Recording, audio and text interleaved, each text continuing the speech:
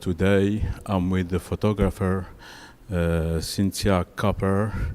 I'm at the Centre Culturel Marocain à Montreal, the Moroccan Cultural Center in Montreal. And here, so there is an exhibition of photography of the artist Cynthia. If you can say 2 or 3 words about Cynthia, about this exhibition, please. Yes. Thank you. This exhibition is, first of all, it's wonderful to show photographs of Timbuktu. The exhibition basically was based on the manuscripts of Timbuktu. I had read about them in the New York newspaper years ago that they were being destroyed, and it seemed an interesting project. So I invited my daughter, who lives in Paris, to join me in Timbuktu. We met in Bamako and drove 2 days into the desert to arrive at Timbuktu to find the manuscripts. And the people at the library and bibliothèque were very kind to invite us in and to show us. I saw the reserves of Timbuktu are incredible, and to take some immediate photographs. And I have photographs of the young people putting on the computer, a room of about 20 young people at the Ahmed Baba bibliothèque, trying to reserve everything that they can. Timbuktu is beautiful. I mean, it's very far away from everything and very mystical.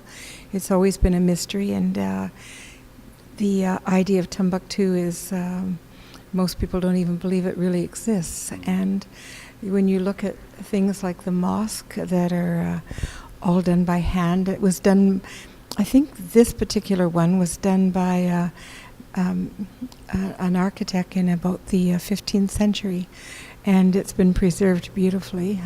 So many things have been destroyed since I was there in 2008. It was hard to watch the things being destroyed on the news. Yep. And to know that everything is very fragile. And so the manuscripts, the salt, the mosques, the people, of course, the river, are all really important aspects of what I tried to capture in this small exhibition. Okay, fine. The other question, we know that Timbuktu is located not far away from the Niger River, and it's also surrounded by the desert. Mm-hmm. And we know also that starting the 14th century, mm-hmm. there was the Mali Empire, like they used to call it. So the question is, what's kind of the influence of all these on the way of living there, and on what the subjects you took photography of, and eventually what's the influence of all of this, and could we say, or could we see this in your photography, please? I think so. Yes, the river is about 11 kilometers from Timbuktu right now. I think it's moved a bit. Of course, it's a very busy river for transport into the port, but the desert is immense, and the possibilities of what could go on in the desert now are very frightening indeed, because it's large and it's very isolated. I went into the desert. The woman in the desert, I went into her encampment and stayed with her a night in the desert. It was 6 hours in and 6 hours out by camels, so it was quite a journey. But we felt very safe in Timbuktu, and we wanted to meet everybody that we could and explore every possibility that we could. I have hundreds of pictures of Timbuktu. This is only a few of them. Okay, fine. Mm-hmm. The other question, why black and white?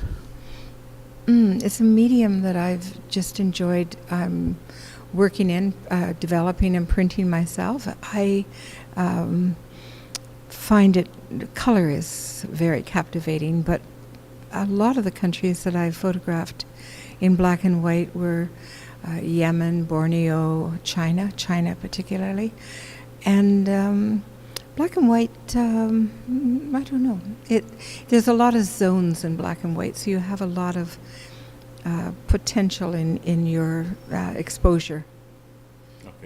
Okay, and throughout our discussion before, it seems to me that you're a big traveler. So can we say that Cynthia Copper is a traveler photographer eventually? I would hope so, yes. Okay. The other question, is what are the subjects of your photography actually? When you take pictures, what could be your preferable subject or something? My subject basically are people, children, trying to capture, I guess, a reality of life in many countries that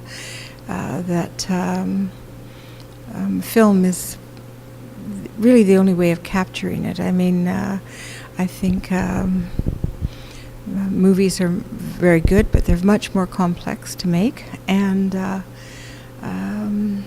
don't know. I think I worked very hard to capture Timbuktu, as I do other places too. But I think I did all these photographs in 2 weeks. So it was very focused. I basically worked 10 hours a day as long as there was light, and sometimes when there was no light, as you know. I knew a well-known photographer here living in Montreal, and he said to me, and he traveled all around the world also, and in many places he took pictures of, boys, girls, women, men, but he said before taking a picture, he said, I become a friend. I sit with the boy. I talk to him. So there is kind of a trust between him and the boy or the lady or the man. And after that, when he take a picture, you see that it's kind of a special picture. I can understand how he works. I don't speak any languages, not even English very well sometimes. I think trust is an instant thing with someone. The little girl over there, for instance, with the oranges. I was filming a building. I saw her out of the corner of my eye, and I turned, saw her, and said in sign language, "Can I take your photo?" by showing her my camera. And she lifted the oranges up to her cheek. And I have 2 photographs that were done just like that. That's instant rapport with someone. The lady in the desert, too. I probably took maybe 36 pictures of her, 40 pictures, maybe I had 2 cameras going, within maybe 2 minutes of time. Because there is a chance, if you ask if you can take a photograph and you take it, if they say yes and you take it right away, it doesn't allow for any affectation or any pretense or any, it's just straight photography of that particular face. That's what, and it's an instant trust, I think. It's not fully natural, if we can say this, Okay, I understand. So the other question, do you consider yourself having a style in photography eventually? Oh, I think so. Most people say they can recognize my photographs. I think one of the things that has been said to me that my photographs are very quiet, and they're not hurried. They seem to have a serenity about them, which I think in all the countries I've done, I would say that's true. And it's uncomplicated. I never ask anybody to do anything. I never ask for, in however they are, that's how I take the photograph.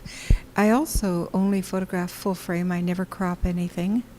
Nothing I've ever done has been cropped. So it's as close as I can get to that image. And, you know, we see images all the time that we would love to capture if we had a camera inside our head. Okay, fine, fine. I understand. The other question, you know, in this exhibition in Centre Culturel Moroccan Dar Maghrib, the Moroccan Cultural Center in Montreal, is there a picture, one or two, that speaks to you eventually? Among these, all these, you know. I think, well, I think the woman in the desert, because her reality is so far removed from, I mean, when you look at her, she's probably maybe 25 years old at the most. She has two little children that are about 3 and 4. And if you look at her closely, she has a hard life, but look how beautiful she is and how serene she is with her life. And the lady walking on the river with all the things on her head. It's typical what you see in Timbuktu, people balancing everything on their head and in their arms, babies on their back, and yet they walk with such pride. And the men walk unbelievably with such strength and pride too. That's really something. Fine. And the other 2 or 3 questions, you know, we're almost done. You know, some photographer, you know, say when they're in their creative process, when taking pictures, sometimes they're like in a bubble, kind of a bubble. Do you have this feeling sometimes when taking pictures? I don't know about a bubble, but I do know that I always photograph with my camera on a tripod. First of all, it gives me a stance that tells people that I am a photographer, and that's what I'm doing. I'm taking photographs. And that, I think, is partway there. And I think that when you're taking a photograph, you can take a lot of photographs, but when you take that photograph, that means something. You know it right away. It's like something in the pit of your stomach that says, "Aha, I've done it." Mm-hmm. Do it happen? You know, do you happen to discover kind of by chance a picture when looking, you know, when you're at home relaxing, and by chance it's a wonderful picture, kind of? Absolutely. In fact, it's all by chance, as I think a lot of photographers will say. It's really a chance. Mm-hmm. Fine. And eventually, last question: your projects, you know, current and future projects, eventually. Yes, I have a couple projects on the go. I personally would like to take all photographs of Timbuktu and put them up in the desert on canvas, going into the desert, so that the people of Timbuktu could see how beautiful they are and how beautiful their buildings are. But it's a big project, and I have to work hard at being able to do that. And I'm confident that they'll discover how beautiful are your photographies, also your pictures. Thank you very much, Cynthia Copper, for your time, and I wish you all the best. Thank you.